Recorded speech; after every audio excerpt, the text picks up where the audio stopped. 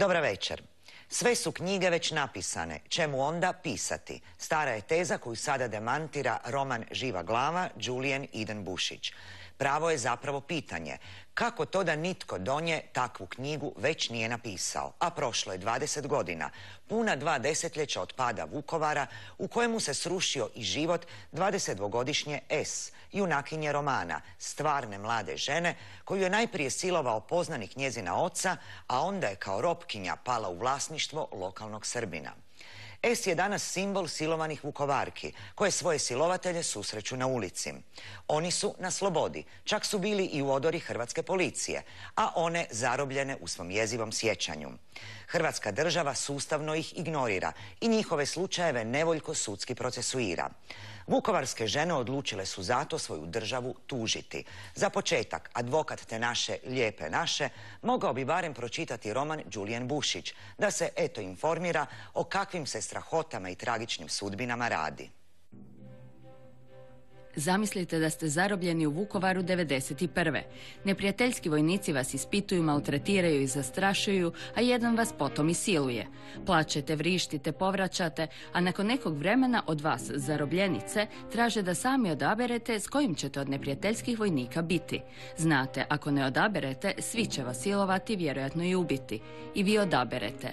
Imate 3-godišnjeg sina i zbog njega želite sačuvati živu glavu. Sam taj naslov Živa glava govori o tome koliko čovjeka ili ženu može koštati sačuvati živu glavu.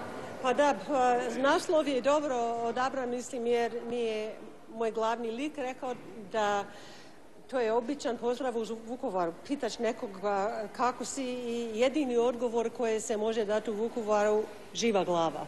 Znači, ostala sam živa. 5 godina je trebalo da mojoj psihijatrici kažem šta je bilo. Dio. 5 godina. 10 godina je trebalo da ispričam suprugu i najbližim prijateljima. Suprug je dobio slom živaca. Morala sam hitno zvati. Izašao je na dvorište. Nakon 10 godina, znači 2001. Ja sam završila u bolnici već ne znam koji puta. Za živu glavu mnoge su silovane žene platile golemu cijenu.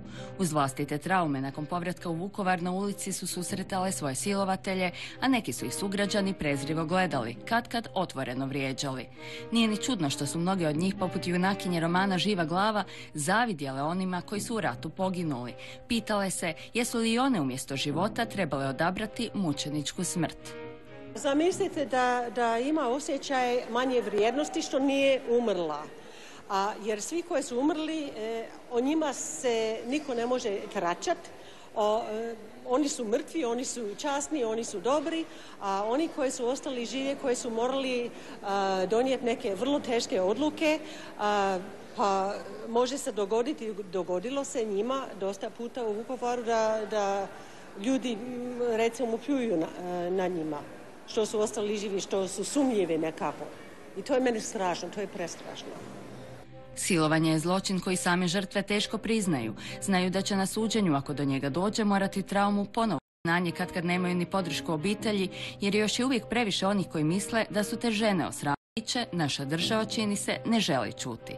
Žene su zapravo dale iskaze, međutim koliko je slučajeva do sada procesuirano, koliko je zapravo počinitelja silovanja kažnjeno? Upravo smo se našli pred zapravo konačnom odlukom da ćemo morati tužiti državu Hrvatsku, jer unatoč svim iskazima koji su davani godinama, svi iskazi su dobro poznati državnom odvjetništvu. Mi smo ih ponovili, žene su ih ponovile nekoliko navrata i mi zapravo konačno moramo prihvatiti činjenicu da države Hrvatska i njene institucije ne žele ući u ovaj problem, ne žele dati pravnu potporu ženama, ne žele im odrediti status iz kojih one imaju prava materijalna jer su stradalnice i one su za sve ove godine oštećene na niz načina. Jedan od načina je šutnja, ignoriranje, prešućivanje, a onda i materijalno uskraćivanje. Svak mora imati svoj glas i pogotovo žene.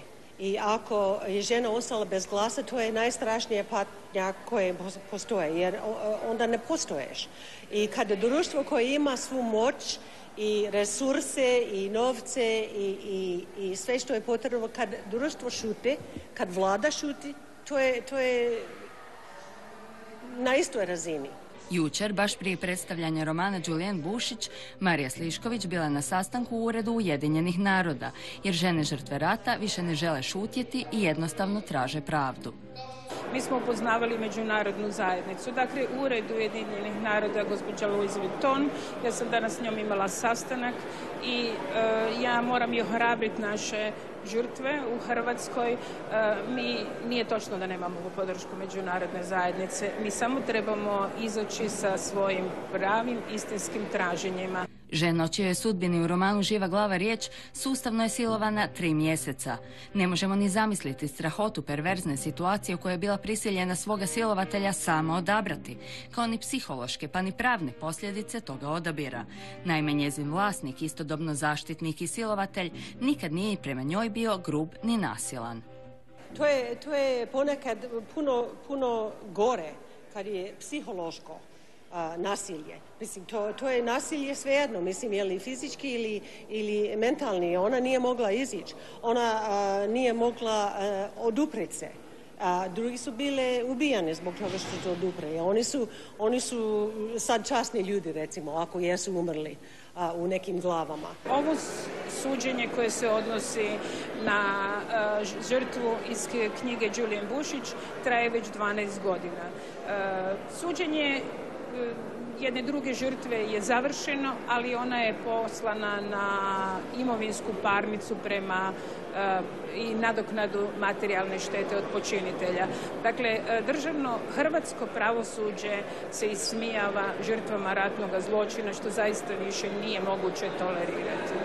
Nitko ne može znati koliko bi poniženja bio spreman podnijeti u borbi za goli život, ni koliko bi dostojanstva zatomio. Nije li u stvari herojski željeti preživjeti zato što ste majka i imate malo dijete koje vas treba?